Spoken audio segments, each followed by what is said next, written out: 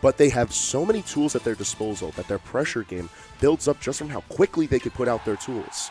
Yeah, in reality, if you really stop to think about it, if Mewtwo was to have all the same tools he has, but heavier, you would not see Ryu versus Wii Fit right now. You would not see a Fox on screen. You would see many, many, many Mewtwo's. But Locus is going to run right back up there. This is not winners semifinals. This is definitely not winners, as Locus just got put in here from Freelancer Leo. But with his performance right now, you wouldn't know it. This man is playing with a fire in his heart as he's going to look for that run back later on in the bracket. Yeah, something numbers that he normally loves to do, hang out by the ledge. This is not the character to do that. As we are seeing from Locus right here, is just establishing an immense amount of pressure on the right-hand side. Continuing to kind of put on some zoning there, just not really letting numbers get like shut up shop on anything. Good use of the rising there to get back out of that situation. But the up tilt into True Shoryuken is going to taste that. Taste the rainbow, my guy. Take that first stock. Raise the bar right into the ceiling. Now, normally, John Numbers has plenty of practice against the likes of Rio between Jen, who belongs to his own crew, and then Dre Charles, another excellently skilled New York Ryu.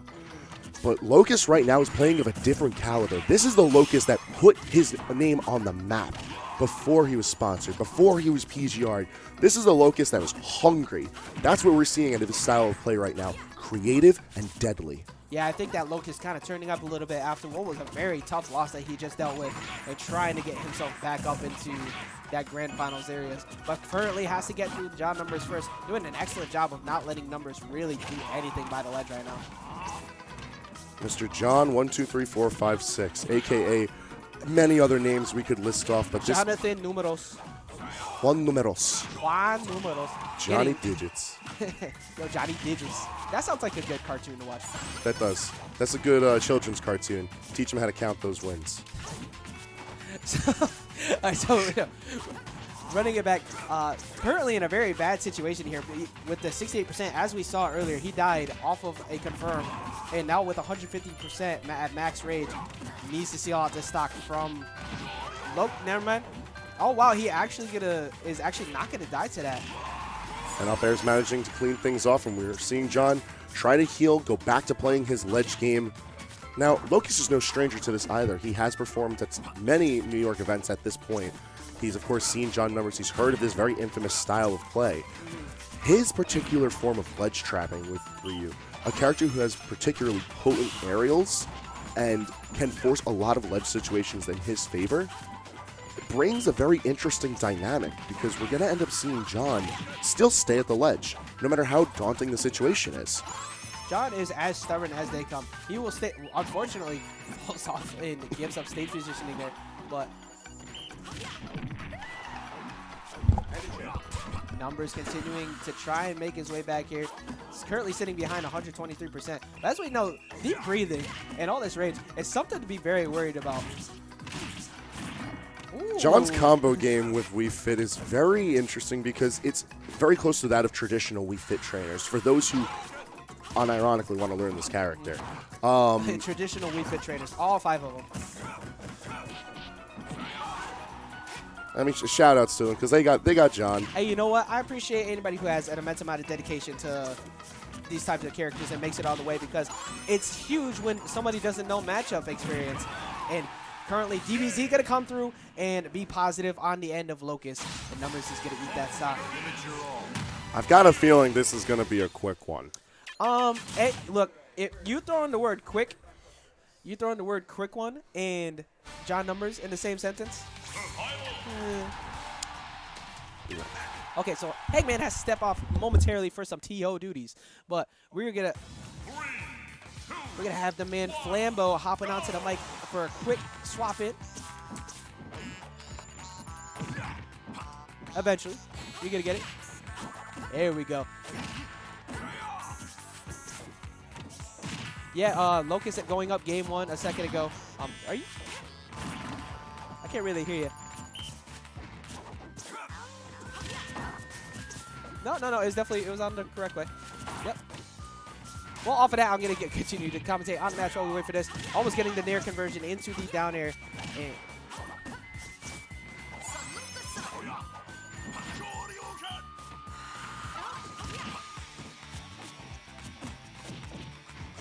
Or maybe. We'll see.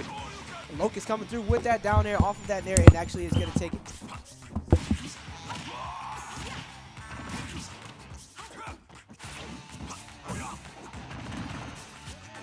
All right, numbers starting to turn it up a little bit, starting to go in a little bit more here, and recognizing the fact that this camping at the ledge is not really working out for him so far.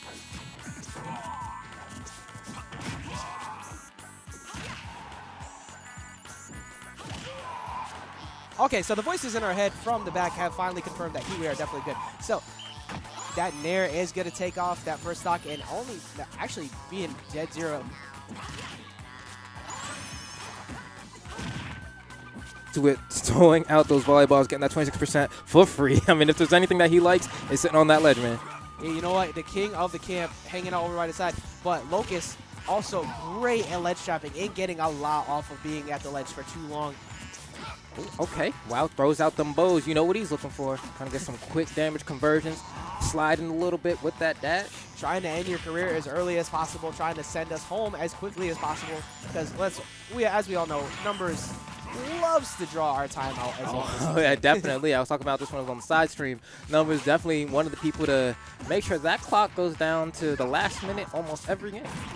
Hey, it's a solid game plan where you could utilize that much of your time to gain that much extra frustration in your opponent. Like, you're sitting there trying to figure out what to do against all of this hanging out by the ledge.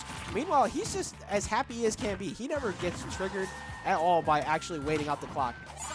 Yeah, he's so used to it, honestly. And everyone who was Xeno regular was just so used to kind of, oh, wait, hold the phone. Locus almost closing his career very quickly. Yeah, luckily for Numbers, didn't have enough damage on him to get spiked there and managing to make it back. But we're looking at a dead even game here, 1-on-1 to, well, almost dead even, 1-on-1 to 100. Yeah, good use of that rising up air there to get him off and get himself back to center stage. Locus just looking for that up tilt now, man. That's all he really needs. But it's going to be a little bit weird to set up just because of the way that John's always finessing his way around the ledge. The up tilt hitbox is going to catch him jumping or something. Yeah, Numbers is always like kind of on the move, even though it looks like he's stationary. Yeah, it's true. Like, it's so deceptive. But that Sun Salutation not going to take that stock off. But we do have the rising up air calling him out on the jump. And Locus is going to go down, and we're going to even it up at one game apiece. 1-1, man. I'm so, like, John, honestly, if there's anyone, there's certain types of players, right? There are players that they like to run in your face, be aggressive all the time, right? Those are your Paris-like Ramirez's, right? And then you have players like John Numbers, or remember Captain Awesome from when customs were still a thing?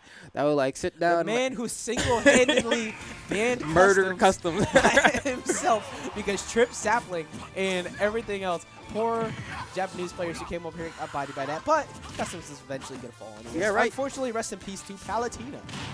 Takes his time.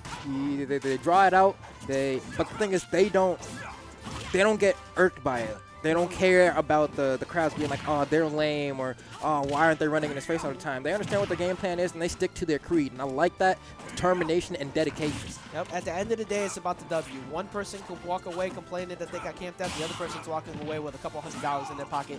And Locus is actually going to get, managing to get saved by the side B there, even though he had that mistech.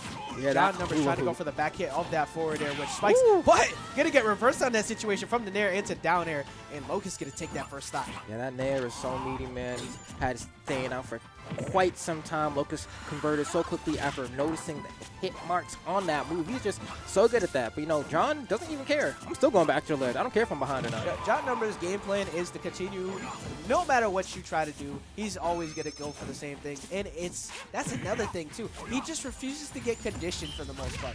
Now, if you manage to break his zone, good stuff. Locus has done a great job so far across these 3 games to continuously zone break his pressure at the ledge. But currently getting reversed in the situation here, trying to get himself back off, get on the center stage, but Numbers refusing to let that happen. Okay, that's hit the wrong ball once again. And that's just kind of the thing. Ooh, nice conversion, really chasing after Numbers. Numbers, he's the kind of person where, you know, sometimes people will watch it and be like, oh man, we fits just the gimmick. You go talk to John Numbers, he'll be like, yeah, you're right. He doesn't care. He's still finessing with it, and that's just the way he plays. And you know what? You have to. I love that tilt. That F tilt is one of my favorite moves. It hits. The sound of it sounds so hard. Like she has been waxing up her hands or put up a bunch of baby powder on. Buttered up. Oh my goodness, it sounds so mean. I don't want to get clipped by that. And Numbers currently getting a large amount of damage here, and even in this game, relatively back up. But he is sitting at 92%, so he does need to be very scared about overcommitting on top of Locus. And now that you mentioned it, that forward tilt reminds me of when you go rock climbing, you got the chalk on your hands. It is just like that. But regardless, you know, he managed to bring it back real quick. Locus still can probably fish for a true Koryukin at this point. I'm pretty sure to kill. There's very few things. Oh yeah, even though it's on Battlefield at this point, especially with 104% on him now. Oh, actually manages to get back in. Numbers had the read. He had the positioning to cover that roll, but didn't get the, never pulled the trigger. Got clipped for it, and Locus can go up 2-1. Unfortunately, by a miscue on John Numbers there. Yeah, so it's going to be 2-1 now. John Numbers looking like he's a little bit on the end of potentially one of his last stops in this part of bracket. Right? Oh wait, no, this is yeah, losers. This is losers because holy crap, NY showed up today. That's what we were talking about before. Freelancer Leo taking out Locus in 5 games. Light going down to Sinji in 5 games. They are making sure that they do not leave without protecting their house. I gotta say, man, gotta give credit where credit is due. Freelancer, you know, was getting a little heat before because of going New England Arcade and doing, being pretty nuts. But hey, I say Arcadian aside, he's currently sitting on winners finals of a $500 plus pot bonus tournament. Right? So he may have the words, but he also had to play to back it up. Yeah, he wasn't PR'd, but I don't think that'll be a problem coming around this next season. I don't think so either after the way that he's been playing so far. But them aside, we're looking at Locus currently going into this game 3 here, continuing to bury Numbers once again at the ledge. And I like that. You see the adaptation coming out from Locus. He has noticed that John has tried to cheekily get these up airs that time when he's on the ledge. He shields it, and now he's just punishing it with whatever he likes. He says, come on, you got to try some other mix-up because I'm not going to fall for the same thing over and over and over again. Yeah, that's next level that's the next level to being a high level player. You can't continuously go for the same mix-up options and expect people to fall for it over and over and over again. They know how to break it down and change it up on you, because that's how you get reverse 3-0'd. You sitting there wondering, oh, I just was bodying him the first 3 games. How in the world did I get destroyed? Because you were being too obvious, and they figured it out. And that forward tilt coming out once again. Oh, he went real low. He's gonna be able to double jump up B, no problem. Guard that sun salutation real quick, but that's actually the terrifying thing about anyone who has these projectiles. They can just charge up on the ground. Wow, quick kill coming out for John Numbers there. You never really know when they're gonna let it rip, and you're just always guessing. You're like, should I be letting go of shield now? Are they gonna keep charging it? Do I jump? Do I get hit the moment I jump? There's just so much like mental warfare going on in your own head that they don't even got to think about. I truly think John Numbers is actually the best zoner in the game, not because of the tools that WeFit has or anything, just because his ability, his accuracy on hitting people with sun salutations that are literally the most obvious sun salutations sometimes is so high, because you just think, no way he's going to throw it right now. He just throws them out, and then just immediately starts recharging again. And while all doing that, slowly just regaining health. Speaking of slowly regaining health, we got another deep breathing right there. Keeping himself nice and relaxed. Deep breath, this big burly man currently all over. I'm shook. But you know what? Sitting at 120%, Locus forced to have to come into his zone. That's exactly what game Numbers wants to play. Never having to approach you, you having to come to him. Yeah. Oh, there goes sun salutation in the face. Look at all that damage. Jesus. And it's only getting to get higher because unlike John, he can't heal that health. Yeah, unfortunately, Ryu has to hold all that damage. Almost getting a good positive trade there on the get-up. And wow, that did a lot. Hello? Yeah, you just, I mean, there we go. Finally gets that back air. That's not going to do it, though. Shout out to the DI. And Numbers actually still living after all this. Currently, it's sitting at 151%. Good. That is the worst place you want to ever be. John Numbers is so good at reversing edge guard attempts.